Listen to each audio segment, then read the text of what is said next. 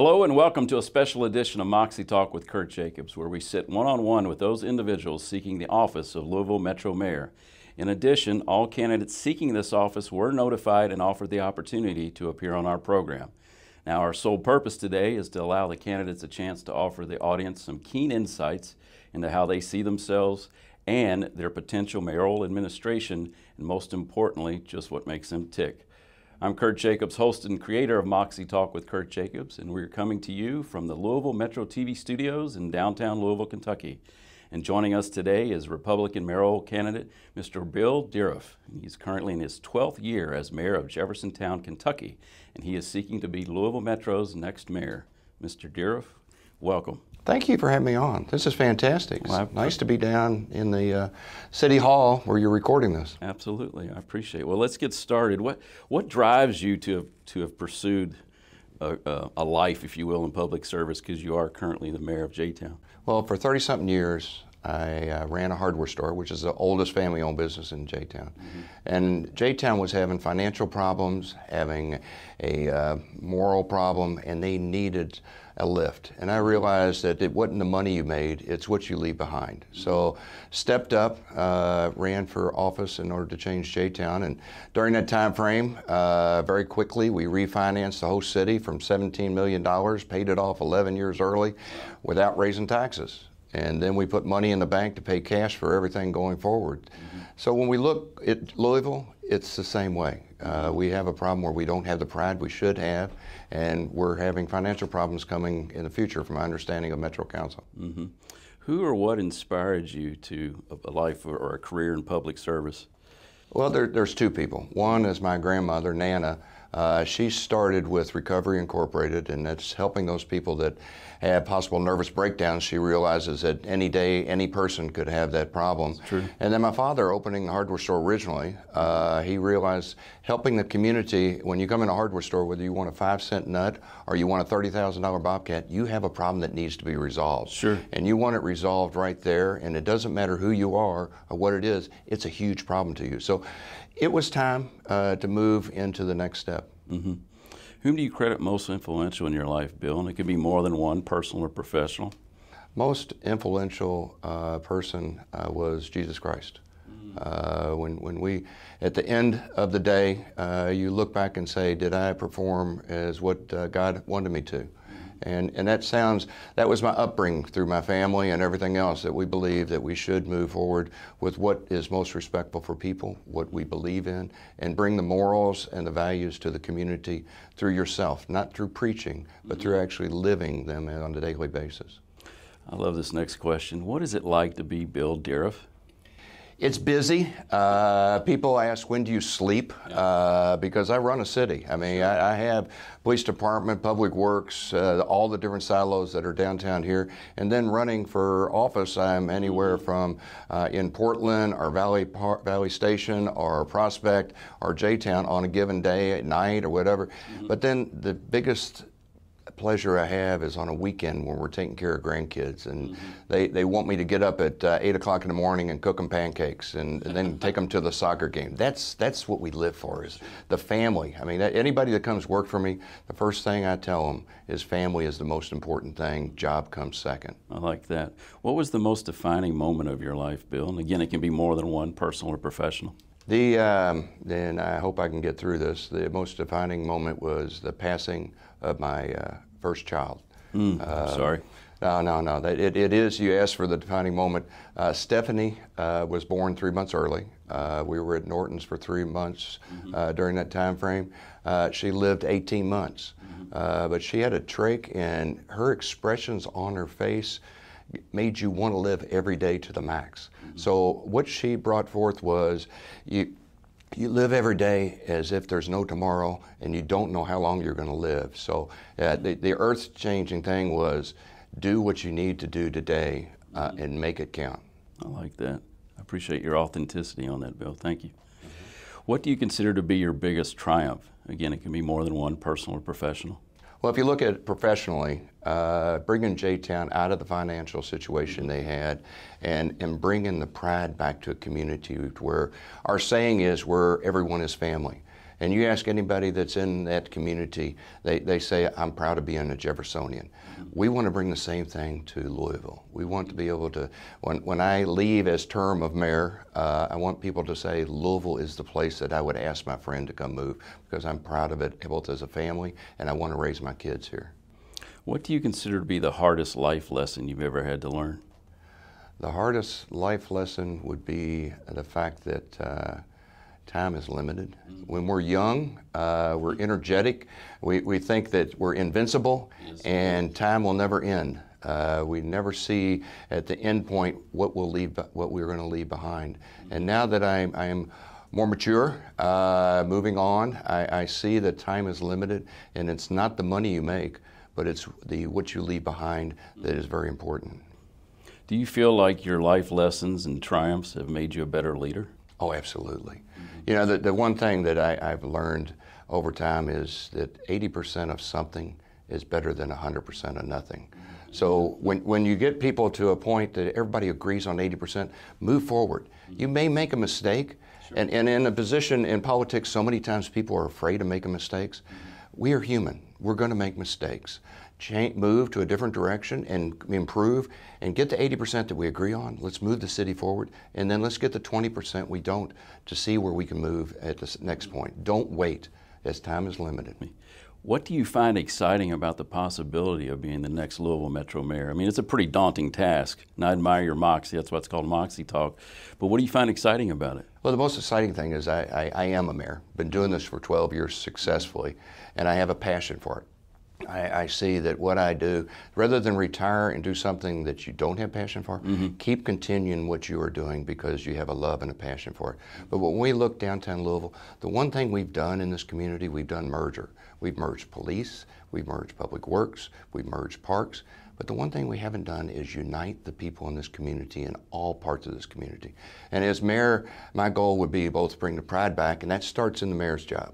And then with everybody that works for me. And we've done this in J-Town to the point to where our public works are so proud of our town, they stripe the grass. And it sounds very small, but that means that people are proud of their town.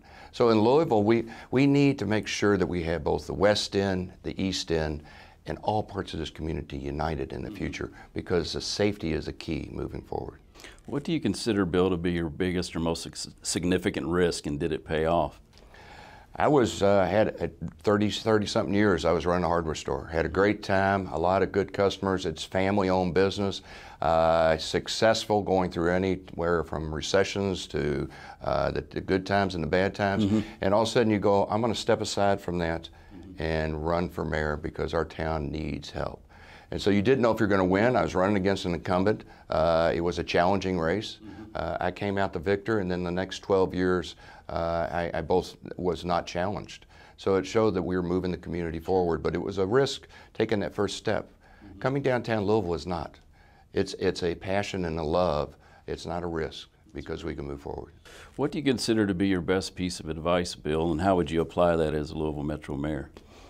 I would look at tomorrow is not guaranteed, so let's take what today is and let's bring the pride back to this community. Let's make this community to where we're all working together as one to bring safety, jobs, and education, because it's not what we do, it's what we have for our kids in the future in this community. I love this next question to ask a politician. Do you ever feel misunderstood? We are in a point in time in history, because of Facebook, digital, whatever you want to call it, that it's very easily, people throw opinions out there to see what's happening. So it's very easy to take what somebody says in the wrong way. It's very easy to take a letter, a sentence, a word out of context. So yes, as a politician, you hope that everything you say is brought forth in the character and the meaning that you have. And it does, and until the people realize you're not in competition. We're in competition with the community to bring it forward, but we're not in competition just to say on Facebook, where you have the Facebook warriors. Let's have Facebook warriors, let's see if we can get something going. Sure. It's not that they don't understand, they just like to cause a little turmoil. So it's up to the mayors to settle the waters and say we're going to move forward in a way that you're going to be proud of your community. Now you're in a unique position, 12 years running Jeffersontown, Kentucky. Anything you'd have done differently there, knowing what you know now? I mean, you're still the mayor, but I mean, so there's still time, I guess, potentially. But well, the only thing that I would say I would have done differently is tried to move faster. And unfortunately, that's not necessarily the mayor. I push every day. I have 13 construction projects going right now, and I'm leaving office in 4 months to move downtown to see you guys. Yeah. So it's not a matter of waiting. It's a matter of make sure you can push things forward. The time frame that it takes to get in many times in government from beginning of thought to ending of the building or people is too long. So I have always wanted to cut the bureaucracy out and bring the people in that will make the city the greatest city you can make it. I appreciate that. I appreciate you sharing that. Now, I love this next question. If you could have written a letter to the young Bill Dieruf, say you're 10 years old, what might you have told him?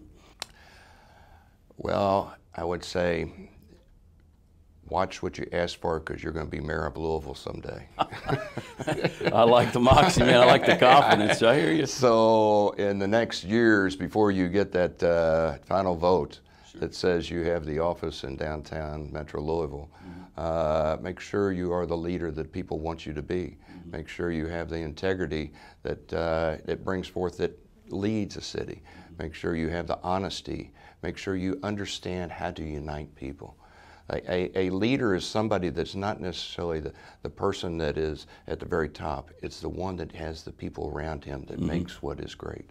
So as a young person reading a letter, would you listen to a letter from a person that is quite your senior? That is a question. But back then, that's what we would do. We would say, hey, watch what you do because honesty, integrity, and wisdom are key when you try to run a city.